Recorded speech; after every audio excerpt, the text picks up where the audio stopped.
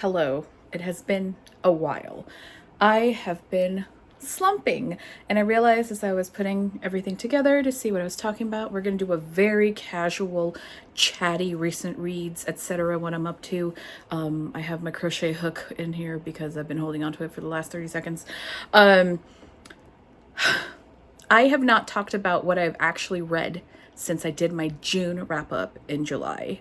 So I never did a July wrap up because I started slumping in July, didn't have a lot to talk about, haven't really read much in August. So yeah, I thought I would at least do a catch up and just chat about what I've been reading or what I've not been reading, what I've bought. Haven't been reading, but I've been buying books. And this is basically, I don't know what my last book haul was, probably sometime in July, not even July. June-ish, I would have done some kind of video that had a book haul in it. So this is everything since then. And yeah, life updates, reading updates, crochet updates. Let's get to it. Okay, first, my hair has gotten really long. It does not feel like it's been growing, but one day I looked up and I was like, holy shit, it's long. I haven't had this long in many years, actually. Probably since maybe COVID, you know, when we were all trapped and couldn't get haircuts done. This is longer than it was then. Also got these glasses from Firmoo. They're cute.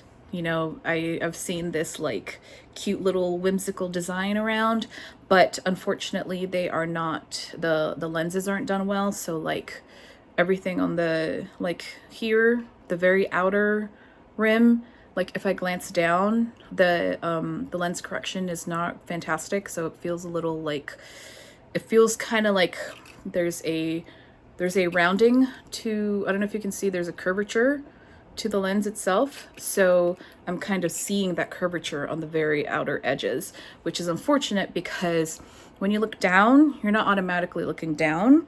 You kind of glance. And when I glance down, I see the distortion in the curvature. So all that to say, these are cute for like something like this, but I could not wear them daily, unfortunately. Now, book haul or crochet first? Crochet first, let's get that out of the way. So much like my reading, my crochet has also been kind of like slumpy. I did quite a bit of this sweater. It is not done yet. It is probably, I would say I would have maybe another like 2 or 3 inches to do on this. And then of course the sleeves, maybe I'll leave it short sleeved, I don't know. But yeah, been working on this. Did a chunk of this in like a week and then never went back to it. Oh wow, all that yarn just fell off. Cool. So that's that. Also, it's kind of hard to get into a groove of making a sweater when it's hot as fuck out. Even, you know, even when I spend all my time in AC, I just don't wear sweaters that are this warm, even though I have a lot of fun making them and I will wear them in the winter time. Just no real motivation to make a whole sweater or finish a whole sweater when I'm feeling a little slumpy. Other than the sweater, I am working on a shawl. And this is a very simple shawl pattern, but it's using this gradient yarn. It's a cotton yarn. It's very beautiful gradient. You can see it goes from the green and then into the yellow, into pink, and then it's eventually going to go into blue. This yarn is very like popular, and at first I could not work with this yarn. Like I really hated working with it. Then I realized this yarn is very thin, so a lot of people, the suggestions for like doing patterns were like lace work shawls and shit like that, and I think maybe I just don't like doing lace work. So doing this very simple, in crochet terms, this is a very simple stitch and project. So doing this has been fantastic. It's been giving me that like crochet, I don't know, there's kind of like a addictive like dopamine rush. Not a rush, but like very satisfying when you finish a row and continue. And there's just something so satisfying, like tactilely, when you're doing stitches. So just been mindlessly doing that. I did a lot of this while watching, I started watching a lot of 8 out of 10 Cats Does Countdown, which is a British panel quiz show. I tend to go through British panel quiz shows until Jimmy Carr annoys me enough to stop watching them. But for now, I'm okay with Jimmy Carr. That is it for crochet. There's this here is half of a sweater. I have another half that I think I have to redo, so I'm just not looking forward to that. What else? I got a bunch of crochet shit all around the place that I have to really organize. Okay, book haul. First chunk of my book haul manga. It's Yona and it's Mao Mao. My two baddies. So Yona I am collecting, so I got used on Pango. I found volumes 20 and volume 7. Happy to have those. And then volume 46 is the most recent one out this year, and volume 47 is out early next year, and that is the final volume of Yona. I'm not ready. I'm going to be emotionally devastated. I have been continually emotionally devastated by the last few volumes, but I don't know what's going to happen here at the end, and I don't know if I can handle it. I read 45, I think, in July, so I'm going to talk about that. I mean, as much as I can talk about it, but Yona. And then Apothecary Diaries 15, which I have not read yet. I think I just read 13, which I'll talk about. I was at some kind of anime comic book store at some mall somewhere. It's been a long 2 months, okay? And they had this and I wanted to buy something to support the store, so I bought volume 15. I think I am caught up on purchasing volumes. Maybe 16. I don't know if 16 is out. It's on my list to buy, so I will find out eventually. Then this is fun. This is Shatter the Sun, Queer Tales of Untold Adventure by a selection of authors, and this is an anthology by Neon Hemlock Press. I talk up Neon Hemlock Press all the time, love them. I backed this on Kickstarter, I think it was like 2024-ish, so I got the ebook and this physical volume, and I'm very excited to get into this. Look at that. I love that art. So here's a whole list of authors, and Neon Hemlock tends to give voice to queer BIPOC authors, and I'm very excited for this. There's a lot of art in here, I'm pretty sure. Like, let me find something. Yeah, like, I think each story has its own cover art. Yeah. So this is really, once I get my groove back, I'm gonna be very, very happy to jump into this anthology. Okay, then I found, let me see, let me put this in the order. I found also at that mall where I bought that volume of Apothecary Diaries, there was a bookstore. What fucking mall was that? I think it was the Santa Ana Mall.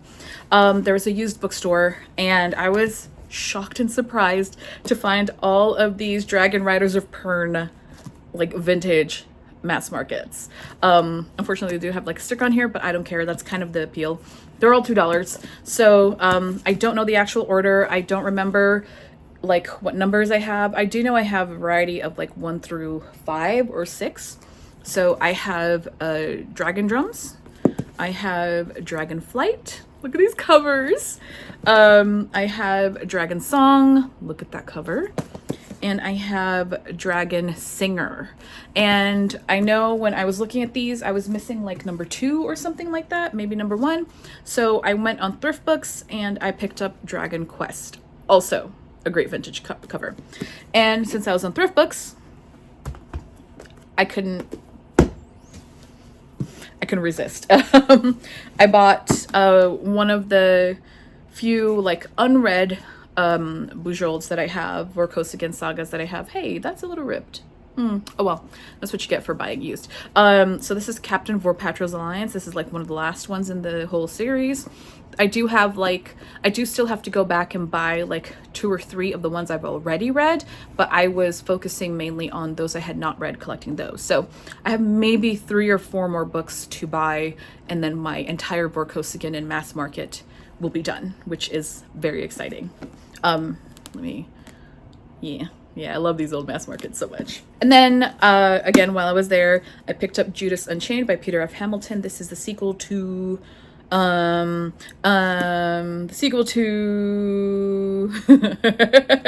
Pandora's Star. Pandora's Star, these are both, like, this is almost 1,000 pages. This is 900 and, oh, this is 1,000 pages. This is 1,008 pages. Pandora's Star was like 990-ish pages, 980 pages. I picked it up on a whim one night and I just blasted through the entire thing. So this is the sequel. It's a duology, very big idea space opera. It did drag a little bit for me just because of how intense Peter Hamilton is with his world building, but overall the story, everything like that, loved it.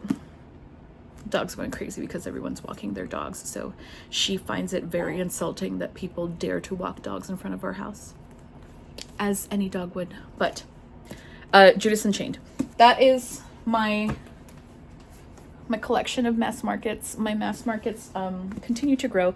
I think maybe one day, I have quite a bunch of them, I may do like a specific video showing off all like my old mass market sci-fi fantasy books, because they make me very happy, and I'm very sad that publishers are basically killing the mass market.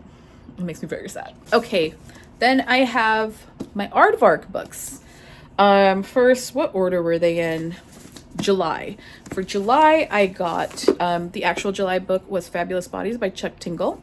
I love Chuck Tingle. Had this in an e-arc, but part of the slump is that I just didn't get to this. So Fabulous Bodies, I have not read it yet. My husband has because we got it on audio. He's more an audio listener. And I'm excited to get to this. And then I also, because my husband loves CJ Leede, I got Headlights as a trophy copy for him. We already have it on audio, but he wanted a trophy copy. We own all of her books now because I think CJ Leede has basically become one of his favorite authors ever. He really enjoyed this.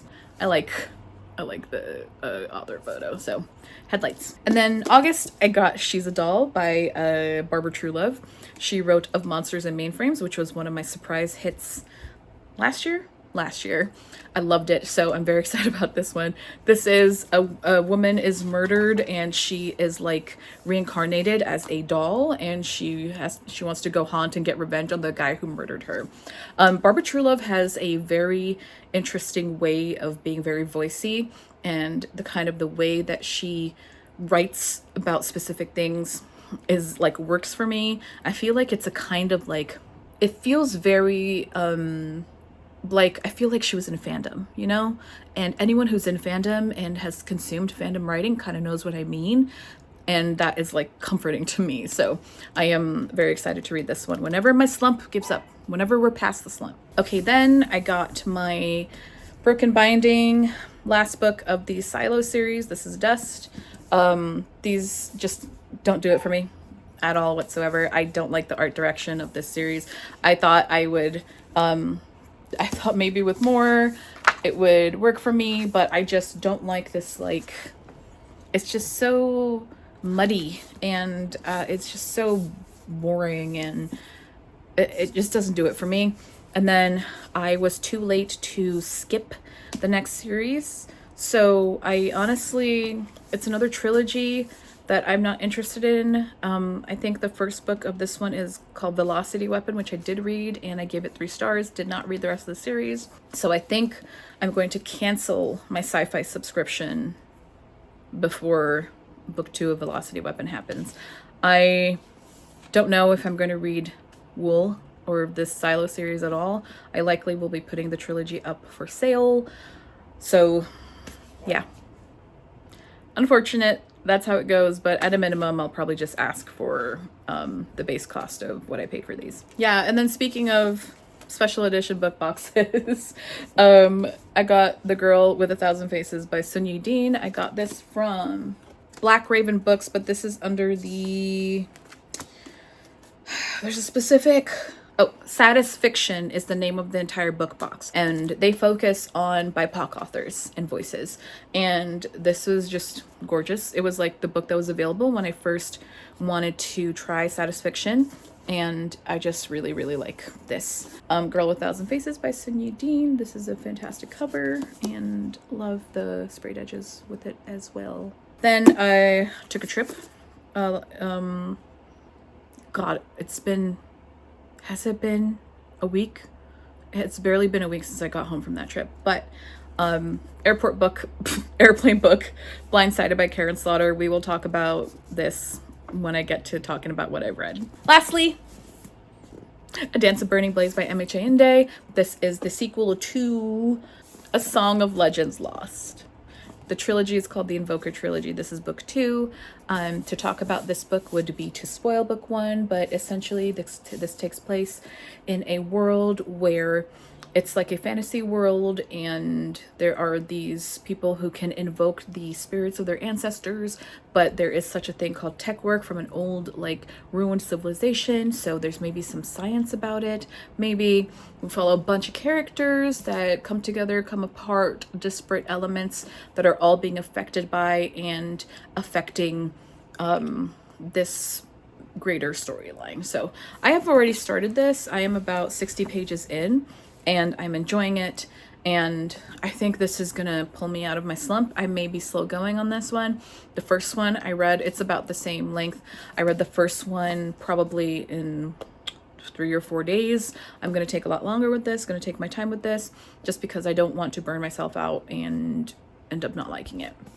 So that is the last thing I bought most recently. That's my book haul. Let's talk about what I've been reading. So the physical books I have, I read, this is in July, I read The Guy She Was Interested In Wasn't a Guy at All, volume 3. This is one of those where I'm kind of like, I really like it. I love the style. I love the art. The art, like, continues to be freaking amazing. Just love the green, and just, let me find a page that isn't, okay. Here, it's just so well done. It's gorgeous. Really great art direction. But this is suffering for me in that these characters are teens, and there's a lot of, like, miscommunication, misunderstanding. Like, they don't know how to talk to each other and be honest with each other, because they're struggling not only with being teenagers, but being lesbians and what that means, and figuring out if the other likes them, and figuring out what their lives are like with music. And one of the characters writes a song, and that goes viral, so then that starts to, like, interrupt their friendship. So there's just a lot of, like, if I was still, like, 15 years old, I would fucking love this. I would eat this up. It's still good, but as a 41-year-old, it's a little frustrating, but I'm still going to continue on because I enjoy this. Next, I read Yona 45. Don't know what to say about this. It's ending. It's emotional. There's a lot of shit going on. I don't know what I'm going to do with myself. Then I read Apothecary Diaries 12 and 13. And 12, I believe, if you know Apothecary Diaries, the frog scene is in here. Still not sure how I feel about that, but 12 also had some great backstory drops. I really liked it, and 13 continues on in that vein. I think 12 also is the one where 13 included some point of view chapters that weren't from Mao Mao. Those were very, very exciting to get into.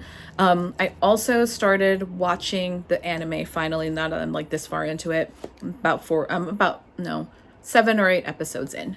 We'll talk about TV I've been watching too. We'll TV. But yes, Apothecary Diaries, I'm very excited to keep going. Also in July, I read 9 Goblins by T. Kingfisher. I was deep in the slump, and I figure fun, Terry Pratchett-esque T. Kingfisher would do it for me, and it was fun. It's very Terry Pratchett through T. Kingfisher. This was fun. I had a good time. Not much else to say about it. Then finishing out July, I read Amatka by Karin Tidbeck. This is translated from, I believe, Swedish. It's a dystopian novel. It's in this world, far future, I believe, no longer on Earth, on this planet where every day everybody has to name and consider the name of literally everything around them. Otherwise, if you forget to name something on a regular basis, it turns into, like, this goo. So we have that on top of it being built up as a dystopian society, very like communist Russia kind of feeling. And we follow a character who has gone to another colony as part of, like, a marketing effort for this business that she works for. And we slowly learn more about the underpinnings of society, you know, typical dystopian stuff. I think if I'd read this when the dystopian craze was happening, because this came out in 2012, right in the middle of all that, I would have had a lot more grace for it. But, you know, 10, 15 years later, 10 years later, 15 years later, 14 years later. I've read it all. This did some interesting stuff, especially with the setup, with the naming and stuff, and a lot about language and how important that is to us. But also the dystopian aspects of it just felt so been there, done that. So wasn't very impressed. August 5th, which was a plain day, I read in one flight, I read 5 by Ilona Bannister. This is purportedly a thriller book about 5 characters who are on a British, I believe it's London, train station, and one of them is going to die on the train tracks. And it's sort of a countdown to that moment of the death, but you don't know who's going to die.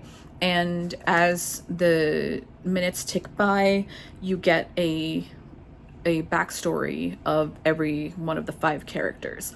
I say purportedly a thriller, but this is really a character study of all 5 characters. It feels more like on the literary to thriller, like genre gradient. It feels like it falls way more on the literary side because this is so character focused. This lighting is crazy. I'm losing the sunlight. The iPad is down here. I feel very like Halloween-y. I'm kind of loving it. Anyways, 5, it was a great airport. It was a great plane read. I blew through this. It's really great writing. I think if you go into it with your expectations changed, which I had, very good character writing, I think. And then you have the like through line of like who's going to end up dying. I had a good time with it. Did not regret it. Great plane read. Plane ride flew by on that one. Then the most recent thing I read was Blindsighted. I picked this up in the airport on my flight so I could read it on my flights home. So I know going into a Karin Slaughter book that you need to have every single trigger that you can imagine in mind. But when I tell you how much rape is in this book, it's absolutely insane. It starts off with a character found dead. That character was raped in horrific ways. Another character is attacked and eventually dies, and she was raped in horrific ways. Like, horrific ways. Like, the shit Karin Slaughter puts on page is like, I don't even know how to warn for it. Like, even I don't typically need warnings. Like, I am thankful and grateful to be privileged enough to not have experienced anything like that in my life. I have been sexually harassed, because who hasn't? But even this was like turning my stomach. It was fucking crazy. And it's on page, and if not on page, then the characters who die, the main character does autopsies, so she's describing everything and her findings, and then you get what happened to the dead bodies before they died, so it basically might as well have been on the fucking page. And then there are characters whose backstory includes rape, and they're disgusting men who rape. I'm just like, I still finished it. Like, I still blew through it because Karin Slaughter is Karin Slaughter, and but I'm just like, I could not talk about this without talking about the amount of rape that is in this, because I think even if you aren't sensitive to that kind of thing, please know that going in, there's so much of it. There's so much of it, and it's disturbing. The kind of shit that she comes up with in this, like, it's genuinely disturbing. Which is what you get out of a Karin Slaughter book. I think I've read 2 other ones. I think I read Pieces of Her and Pretty Girls, which were also disturbing, but this one was wow. So yeah. Also, I happened to pick this one blindly. I didn't realize. I'm kind of lucky that I managed to pick up the start of a series, so there's that. Yeah.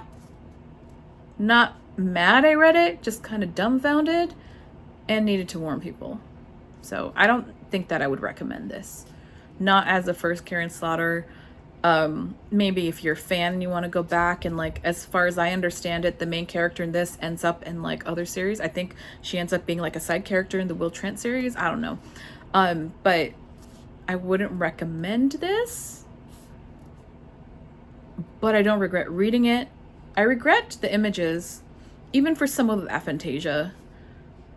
It's still, the words are in my mind, you know? So I'm very glad that I cannot picture things because that would have made things 10 times worse. Yeah, don't regret it, but wow. Okay, what I've been watching since July. I watched Love Island. I watched like the last third of it. I didn't watch the whole season. That was crazy. Then I got back into For All Mankind on Apple TV Plus. I'm slowly going through that. There's a part of me that is like, I get very frustrated that a lot of TV shows like to work in this like fucking like 50s, 60s, 70s racist ass space. But For All Mankind is kind of working with that, and it's interesting enough. Also, I love Joel Kinnaman, so I'm working my way through that. Like I said, I watched Apothecary Diaries, about 8 episodes, enjoying that. And then on my flights to my vacation and back, I watched Agatha All Along, and there's a character introduced in this into the greater world, and that character is one of my babies. Like, I have very specific favorite characters in Marvel of whom I have read the entirety of their appearances throughout Marvel Comics throughout all the decades, and this character is one of them. They're my baby, my child, and I was just so happy. Agatha All Along was very good. Lilia's episode, fantastic. Very funny how the series ended. But I'm just very, very happy with it. I already bought a ticket for Doomsday in December. I fell for it. I fell for Infinity Vision. Yeah, so I have a lot of catching up to do. I have a lot of catching up to do with everything post Infinity War and Endgame, because I was not catching up. I was not keeping up with the TV shows. I made myself a list. I got a lot of work to do. Movies. I watched Spider-Man. So good. It was so good. Let me pull up my Letterboxd and see what else I watched. I don't think I watched much else. I watched Stop That Train, the like RuPaul movie. That movie is like, I hope it never breaks containment, because if you don't watch Drag Race, if you don't understand the absolute ridiculous humor of it, you're not gonna get it. But for those of us who do, it was a fun time. I still laughed harder at a joke in the Super Troopers 3 trailer than I did at any joke in the RuPaul movie, but it was still a good time with my friends. Yeah, and then Spider-Man Brand New Day, that's all I watched. I think I rewatched Spotlight in that time frame too within the last couple of months, but I rewatched that a lot. It's one of my all-time favorite movies. Don't ask. I just love it. But that's it for movies and TV shows. What else did I want to talk about? That's really it. Lots of stuff going on. I'm still slumpy. Like I said, I'm hoping that,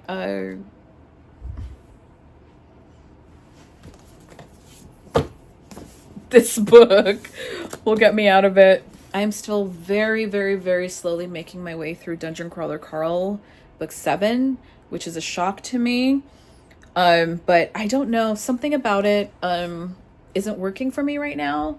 And I started it pre-slump. Like, literally, I've been reading this thing since May, which is crazy to me, considering how fast I got through books 1 through 6. Even my husband is already on book 6.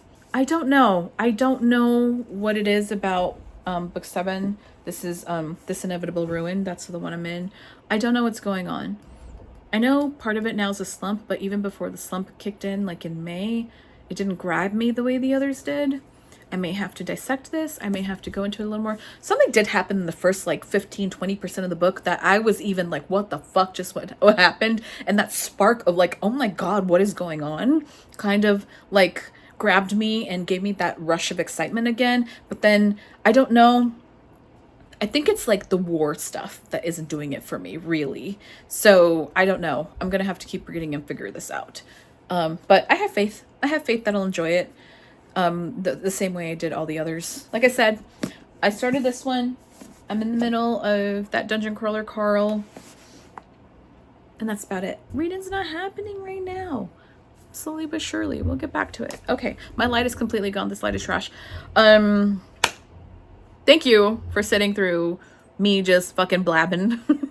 Let me know what you've been reading. If there's something that has like blown your mind and has been your favorite, let me know. I would like to get into that excitement again.